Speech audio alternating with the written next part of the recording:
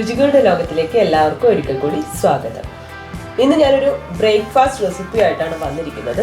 മാംഗ്ലൂർ ബണ്ണുമായിട്ടാണ് വന്നിരിക്കുന്നത്. മാംഗ്ലൂരിൽ എവിടെ ചെന്നിട്ടുണ്ടെങ്കിലും ഹോട്ടൽസിലൊക്കെ ഇത് അവൈലബിൾ ആയിരിക്കും. ഇതിൻ്റെ കൂടെ സാധാരണ സെർവ് ചെയ്യാറ് ചട്നിയാണ്. അല്പം മധുരമുള്ള ഒരു വിഭവമാണിത്.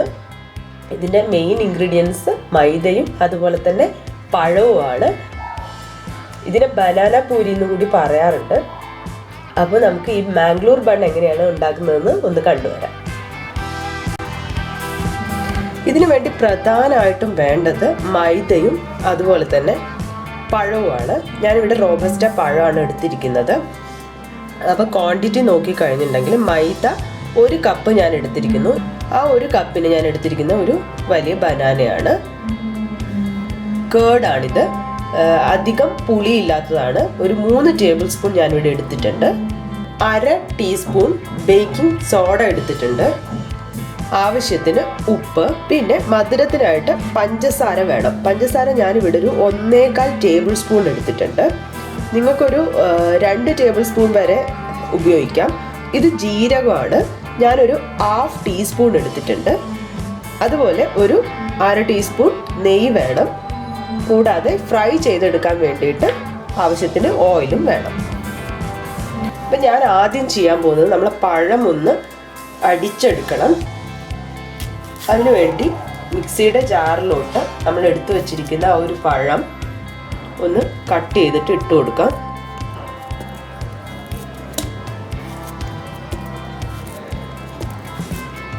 ശരിക്കും ഈ പഴത്തിന് നല്ല മധുരമുള്ളതാണ് ഇതിനേറ്റവും യോജിച്ചത്. കാരണം ഇതിൻ്റെ പേര് തന്നെ ബനാന പൂരി എന്നാണ് ശരിക്കും പറഞ്ഞാൽ. അപ്പോൾ നല്ല മധുരമുള്ളതാകുമ്പോൾ കൂടുതൽ ടേസ്റ്റ് ആവും. ഞാൻ പഴം കട്ട് ചെയ്തിട്ടു. ഇനി ഇതിലോട്ട് എടുത്തു വച്ചിരിക്കുന്ന കേർഡ് ഒഴിച്ചു കൊടുക്കാം. ഇതിൻ്റെ കൂടെ ഞാൻ പഞ്ചസാര കൂടി ചേർത്ത് കൊടുക്കുകയാണ്. കാരണം ഇത് കുറച്ച് വലിയ തരിയാണ്. അപ്പം നമ്മൾ ഡയറക്റ്റായി ചേർത്ത് കഴിഞ്ഞാൽ ചിലപ്പോൾ ഒരു കടിക്കുന്ന പോലെ ഉണ്ടാവും. അതുകൊണ്ട് ഞാൻ ഇതിൻ്റെ കൂടെ തന്നെ ചേർത്ത് കൊടുക്കുകയാണ്. ഇനി ഞാനിതൊന്ന് അരച്ചെടുക്കാൻ പോവാണ്. അപ്പം ഞാൻ പഴം അരച്ചു വെച്ചിട്ടുണ്ട്. ഇനി ഒരു പാത്രം എടുത്തു.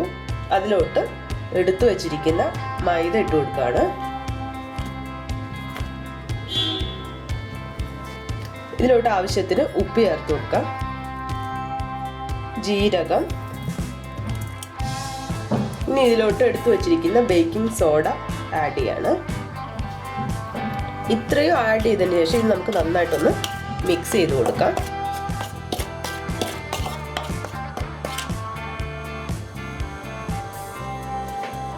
ഇനി ഞാനിവിടെ പഴം അടിച്ചു വെച്ചത് ഇതിലോട്ട് ഒഴിച്ചു കൊടുക്കാൻ പോവാണ്.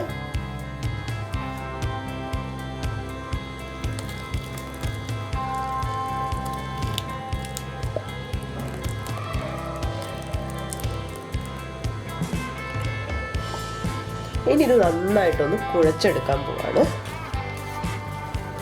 ഞാനിപ്പോൾ പഴം ഒരു നന്നായിട്ട് അരച്ചെടുത്തിട്ടുണ്ട്. നിങ്ങൾക്ക് വേണമെന്നുണ്ടെങ്കിൽ സ്പൂൺ വെച്ചോ ഫോർക്ക് വെച്ചിട്ടോ ഒക്കെ ഒന്ന് ചെയ്തെടുക്കാം. ഇത് കുഴയ്ക്കുന്ന സമയത്ത് നിങ്ങൾക്ക് വെള്ളം കൂടിപ്പോയിന്ന് തോന്നുവാണെങ്കിൽ, അതായത് ഭയങ്കര ലൂസായിട്ട് തോന്നുവാണെങ്കിൽ അല്പം കൂടി മൈദ ചേർത്ത് കൊടുത്തിട്ട് ആ ഒരു നമ്മുടെ പൂരിയൊക്കെ ഉണ്ടാക്കുന്ന ആ ഒരു പാകത്തിലോട്ട് ആക്കാം. അതുപോലെ തന്നെ കൂടുതലായിട്ടൊരു വെള്ളം വേണം കുഴയ്ക്കാനെന്ന് തോന്നിക്കഴിഞ്ഞിട്ടുണ്ടെങ്കിൽ കുറച്ചുകൂടി കേർഡ് ചേർത്ത് കൊടുക്കാം. നന്നായിട്ടൊന്ന് കുഴച്ചെടുക്കാൻ പോവാണ്.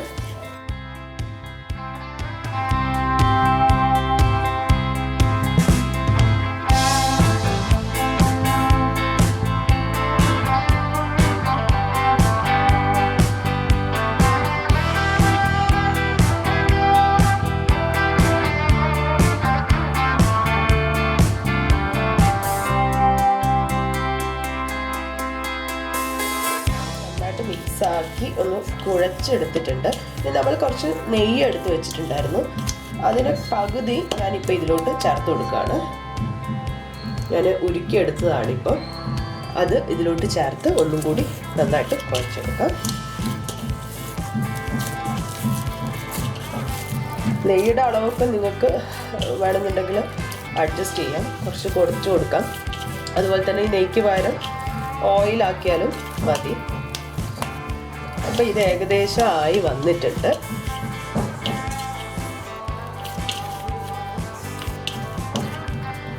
നന്നായിട്ട് കുഴച്ചെടുത്ത് നല്ല സോഫ്റ്റായിട്ട് വന്നിട്ടുണ്ട്. ഇനി ഞാനിത് വേറൊരു ചെറിയ ബൗളിലോട്ട് മാറ്റാൻ പോവാണ്. അപ്പോൾ നമ്മൾ കുഴച്ച് വെച്ചിരിക്കുന്നത് ഞാനൊരു ബൗളിലോട്ട് മാറ്റി ഇനി ഇതിൻ്റെ മുകളിൽ ബാക്കിയുള്ള നെയ്യ് ഒഴിച്ചു കൊടുക്കാൻ പോവാണ്.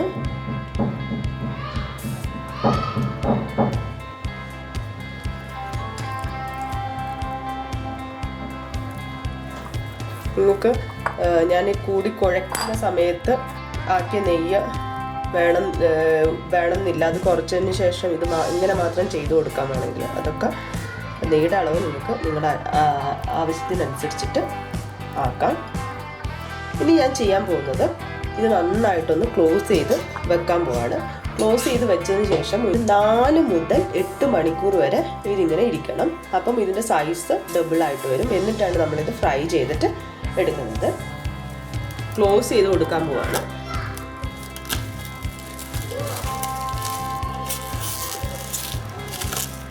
അപ്പം ഞാനിപ്പോൾ ഇത് ക്ലോസ് ചെയ്ത് കഴിഞ്ഞിട്ടുണ്ട്.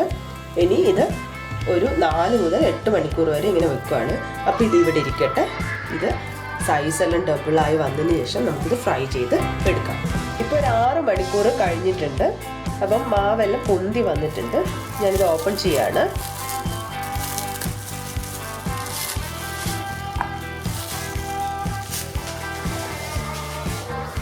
ഇതൊന്നും കൂടി ഒന്ന് കുഴയ്ക്കാം നമുക്ക്.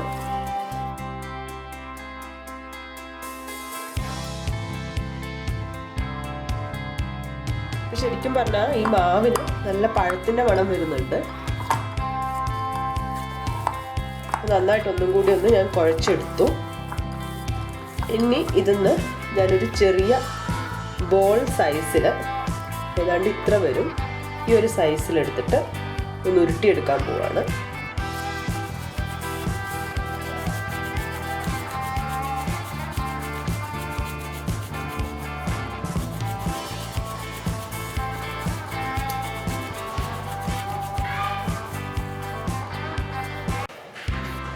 ഉരുട്ടി എടുത്തിട്ടുണ്ട്. ഇപ്പം ഞാൻ ഉരുട്ടി എടുത്തിട്ടുണ്ട് എല്ലാം. ഇനി ഇത് ഞാൻ പരത്തി എടുക്കാൻ പോവാണ്. പരത്തി എടുക്കാൻ വേണ്ടി ഞാനൊരു ചപ്പാത്തി പലക എടുത്തു. അതിലോട്ട് കുറച്ച് പൊടി തൂവാണ്. ഇത് അതിൻ്റെ മുകളിൽ വെക്കാം. നമ്മൾ സാധാരണ പൂരിയെല്ലാം പരത്തി എടുക്കുന്ന പോലെ ആ ഒരു പാകത്തിന് പരത്തി എടുക്കാൻ പോവാണ്.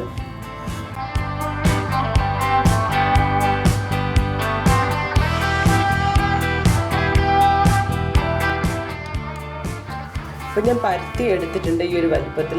ഇനി ഇതുപോലെ എല്ലാം പരത്തണം. ഈ പരത്തുന്നതിൻ്റെ കൂടെ നമുക്കൊരു ഇതൊന്ന് ചുട്ടെടുക്കാൻ കൂടി ചെയ്യാം. അപ്പം നമ്മുടെ ബൺ വറുത്തെടുക്കാൻ വേണ്ടിയിട്ട് ഞാനൊരു ചീനച്ചട്ടി വെച്ചു. ഇനി ഇതിലോട്ട് ഓയിൽ ഒഴിച്ചു കൊടുക്കാൻ പോവാണ്.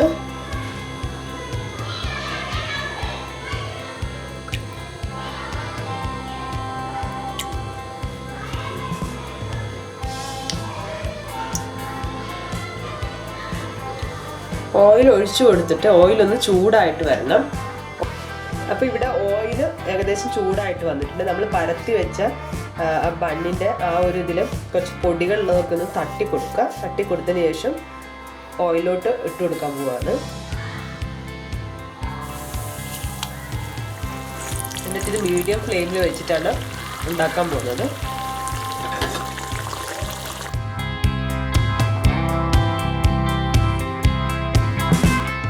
നിങ്ങൾക്ക് കാണാം ഇത് നന്നായിട്ട് പൊന്തി വന്നിട്ടുണ്ട്. പൊന്തി വരുന്ന സമയത്ത് നമുക്കിത് തിരിച്ചിട്ട് കൊടുക്കാം.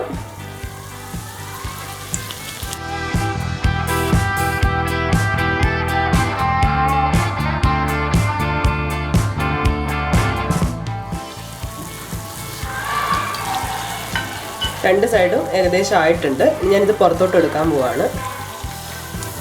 എനിക്കിപ്പോൾ നോക്കിയാൽ തന്നെ കാണാം നന്നായിട്ട് പൊന്തി വന്നിട്ടുണ്ട്. നമുക്ക് വേറൊരു പ്ലേറ്റിലോട്ട് മാറ്റി വയ്ക്കാം.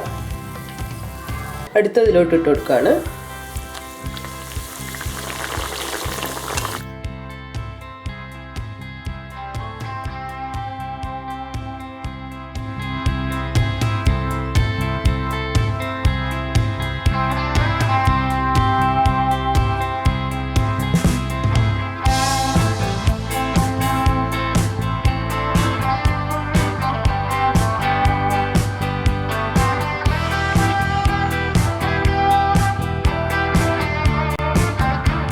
അങ്ങനെ നമ്മളെ മാംഗ്ലൂർ ബൺ ഇവിടെ റെഡി ആയിട്ടുണ്ട്.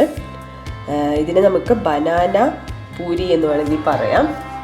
മാംഗ്ലൂരുകാരുടെ ഒരു സ്പെഷ്യൽ ആയിട്ടുള്ള ഒരു ഡിഷാണിത്. മാംഗ്ലൂർ എവിടെ ഹോട്ടലിൽ ചെന്നാലും ഇത് അവൈലബിൾ ആണ്. ഇതിൻ്റെ പഴത്തിൻ്റെ ടേസ്റ്റാണ് കൂടുതൽ വരുന്നത്. നമ്മൾ ശ്രദ്ധിക്കേണ്ട ഒരു കാര്യം എന്താണെന്ന് വെച്ചാൽ അധികം തിന്നായിട്ട് പരത്തിയെടുക്കാൻ പാടില്ല. പരത്തിയെടുത്ത് കഴിഞ്ഞിട്ടുണ്ടെങ്കിൽ പൊങ്ങി വരില്ല. നമ്മളിതിൻ്റെ കൂട്ട് തയ്യാറാക്കിയതിന് ശേഷം കുറച്ച് സമയം ഒന്ന് പൊന്തി വരാൻ വേണ്ടി വെയിറ്റ് ചെയ്യണം എന്നുള്ള ഒരു താമസം മാത്രമേ ഉള്ളൂ. ഇത് നമുക്ക് സാധാരണ മാംഗ്ലൂരിൽ ഹോട്ടലിലൊക്കെ പോയിട്ടുണ്ടെങ്കിൽ ഇത് ചട്നിയാണ് ഇതിൻ്റെ കൂടെ സെർവ് ചെയ്യാറുള്ളത്. അപ്പം നമ്മൾ ഡെയിലി ഉണ്ടാക്കുന്നതെന്ന് ഒരു വ്യത്യസ്തമായ ഒരു ഐറ്റമാണിത്. ഇതിപ്പോൾ എടുത്തു നോക്കി കഴിഞ്ഞിട്ടുണ്ടെങ്കിൽ ഒന്ന് കട്ട് ചെയ്ത് കാണിക്കാം. നിങ്ങൾക്ക് കാണാൻ പറ്റും ഉള്ളിലിതാ ഇങ്ങനെ ഒന്നുമില്ല, ഒരു പൊള്ളയായ രീതിയിലാണ് ഉണ്ടാവുക. ഇപ്പം ഇത് ശരിക്കും ഞാനിങ്ങനെ കീറി എടുക്കുന്ന സമയത്ത് തന്നെ, ഞാനിങ്ങനെ പീസാക്കി എടുക്കുന്ന സമയത്ത് തന്നെ നന്നായിട്ട് പഴത്തിൻ്റെ മണം വരുന്നുണ്ട്. ഇത് നിങ്ങൾക്ക് വേണമെന്നുണ്ടെങ്കിൽ ഞാൻ ഉപയോഗിച്ചാലും കൂടുതൽ മധുരം വേണമെങ്കിൽ ചേർത്ത് കൊടുക്കാം. അപ്പോൾ ഇതെന്തായാലും നിങ്ങൾ ട്രൈ ചെയ്ത് നോക്കണം. എന്നിട്ട് എങ്ങനെയുണ്ടെന്ന് എന്നെ അറിയിക്കണം. അടുത്ത റെസിപ്പിയുമായി കാണുന്നത് വരെ ബൈ.